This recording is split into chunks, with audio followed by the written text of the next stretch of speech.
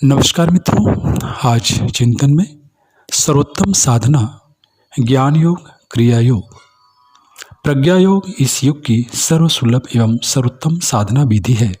इसे हर वर्ण, जाति, लिंग के व्यक्ति बिना किसी भेदभाव या भय संकोच के कर सकते हैं। प्रज्ञा योग के दो पक्ष हैं, पहला ज्ञान योग, दूसरा क्रिया योग।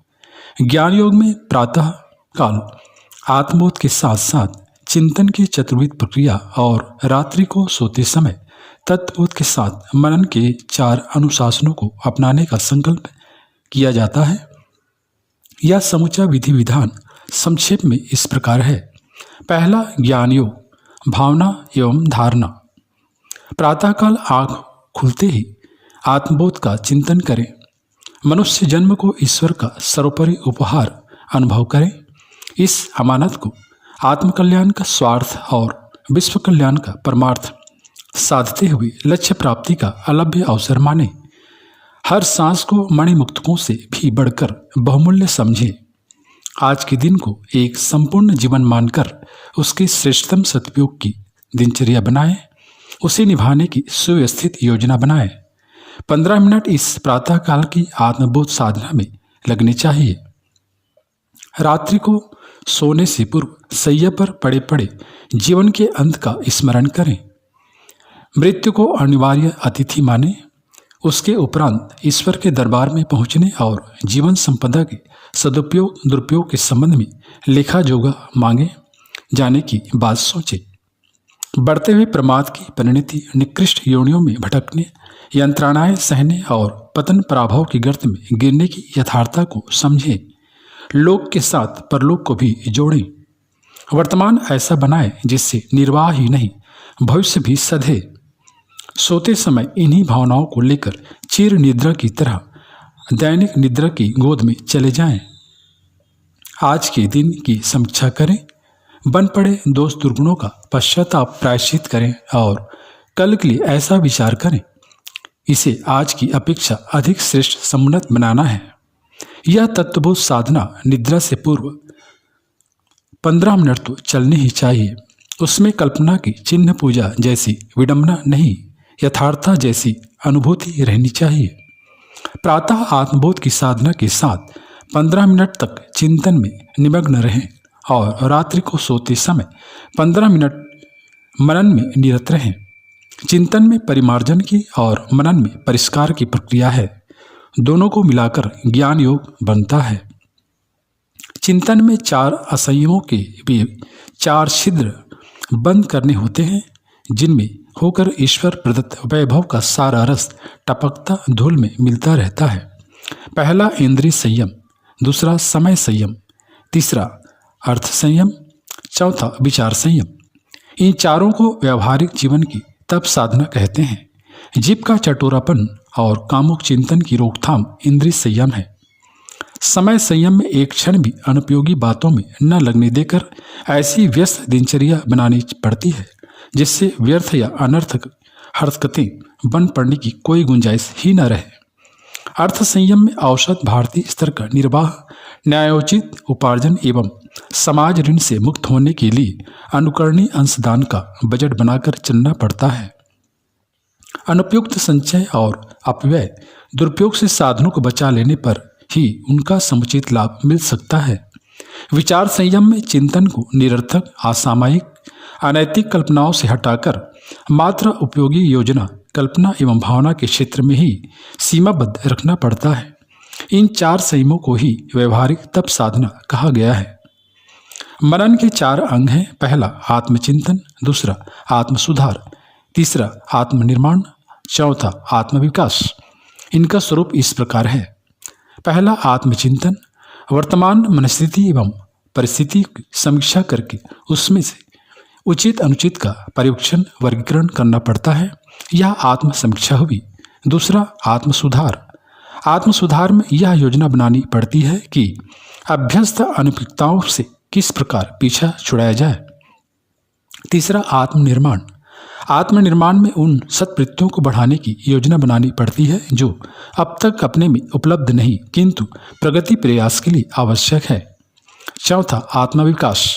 आत्म विकास में अपने आप को विश्व नागरिक मानना पड़ता है और वसुधैव कुटुंबकम की उदार व्यापकता को व्यवहार में सम्मिलित करना पड़ता है।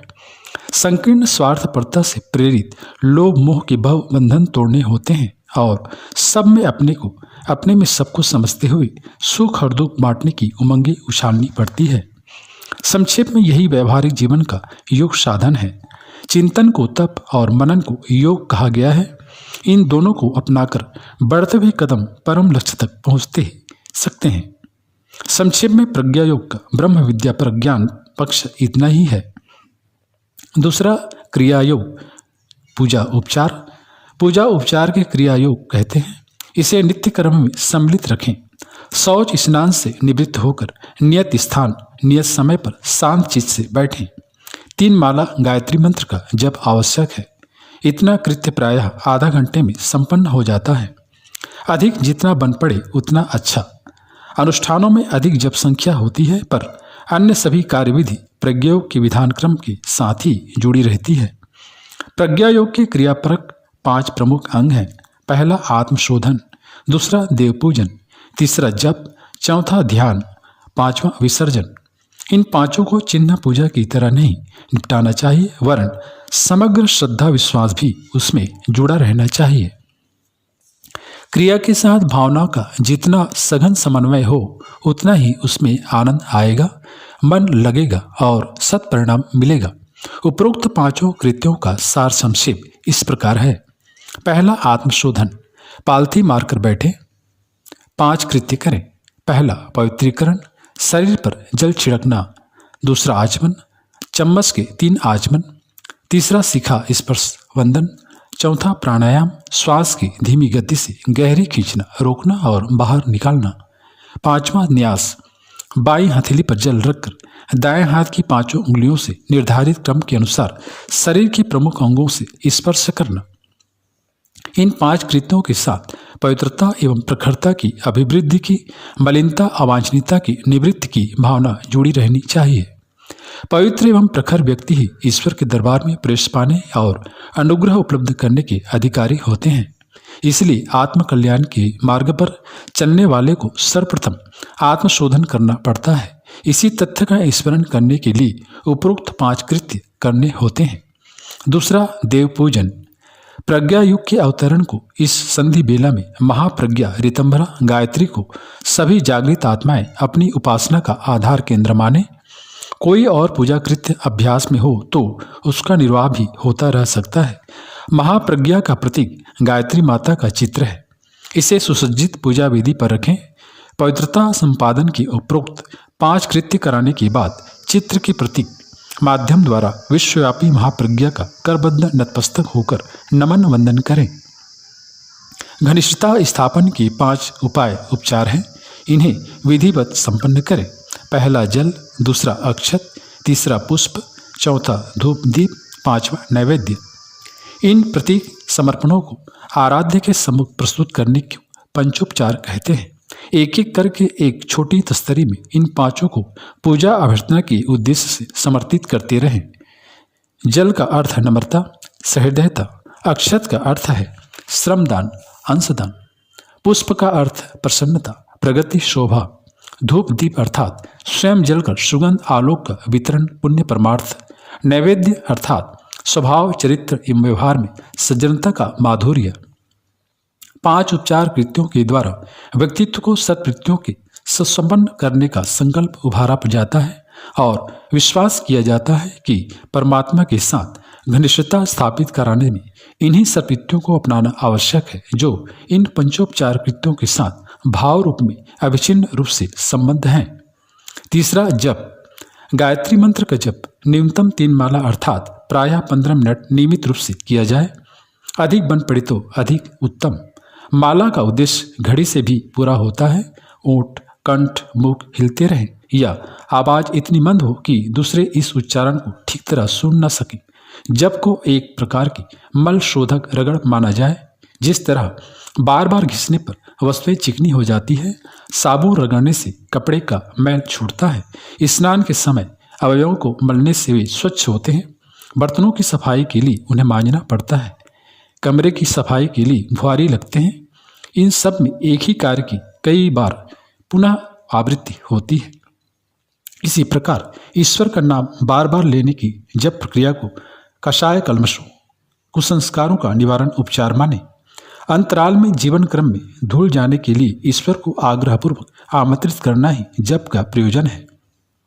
क्रिया के साथ साथ परिशोधन और आमंत्रण की भावना भी उभरती उठती है। चौथा, ध्यान। शरीर के अंग अवयव जब कृत्य करते हैं, मन को खाली न छोड़े, परम तत्व में नियोजित रखे रहने के लिए जप के साथ साथ ध्यान भी करना पड़ता है।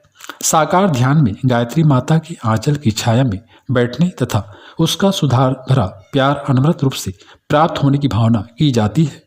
निराकार ध्यान में प्रभातकालीन स्वर्णिम सूर्य की किरणों को शरीर में श्रद्धा, मस्तिष्क में प्रज्ञा, काया में निष्ठा के दिव्य अनुदान उतरने की मान्यता परिपक्व की जाती है।